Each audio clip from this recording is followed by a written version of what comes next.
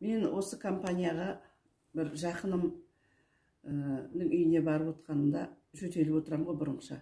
Сол кезде айтты жаңағы, сіз жөтеліп отыр екенсіз, менде бір жақсы не бар, бальзам бар, жөтелгенге, тағы басқа жерлерің ауырғанға жаңағы қойдыратын дыхательный деген бар, сосын және антипаразит деген бар, шай бар, соларды қосып ішсең, жаңағыдай жөтелің кетеді иншалла деді ғой.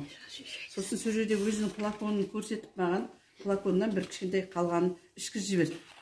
Сосын үйге келіп ойландым ғой, мен енді өзімнің ағайыным маған қайта айтпайды ғой дедім де, келген бойда телефон соқтым. Жаңа Кәмшат деп атын айта берейін, Кәмшат маған жаңағы неңді алдырып берші, мен саған ақшаңды аударайын деп. Сол кезде осында продукт болмады, ана бала отырды ғой. 14 күннен кейін алдым жаңа. Ақшам төлеп қойсам да 3 продукты. Дыхательный, сосын шай, антипаразит.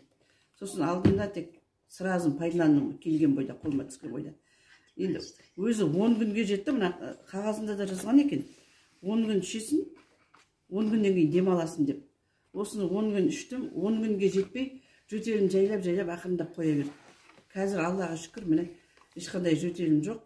Әуел Аллаға, екінші жаңағы мына Асан, өзіміздің Қазақстанның шығып отқан ғалым жігітіне көп рахметімді айтамын. Өсіп, мынау қаншама 20 жыл жөтелді, мен ауылдастарым бәрі білет, мені көрсе де айтқанымнан да білет, үзбей жөтеліп қатқан жөтелім.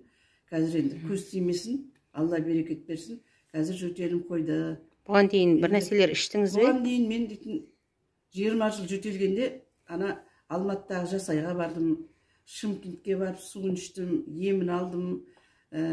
Қай компания бар, манағы айтқаннан, ипардікі керек па, не заты бар, соның бәрін іштім. Үкіметтің доғдырына барып, қанша не іштім, уколын алдым. Бірінен де әсер еткен жоқ. Қазір Аллаға шүкір, осыдан қалып отырмын. Қалып отыр жөтелім енді, осыдан арай болмасын деп тілеймін. Енді тағы да келіп алып отырмын. Оразадамын, қазір тек шайын ішіп отырмын. Осыдан кейін қайтан жалғастырам, Алла бұйыртса. Басқа да өнімдерін алып отырмын. Иммунитетін алып отырмын. Ерлерге арналған тоник дегені бар. Бұл ер адамдарға, жаңағы қуығына, жаңағыдай әйел адамдарға, женскийге жақсы. Қазір біз дейтін 60-тан жастан асып, 65-ке қарай аяқ басып баратырмыз. Қаншама ауруымыз шығып жатыр, соның бәріне ем болсын деп, жүрекке қарсы жаңағы дәрісін алып отырмын. Тағы қандай бар еді?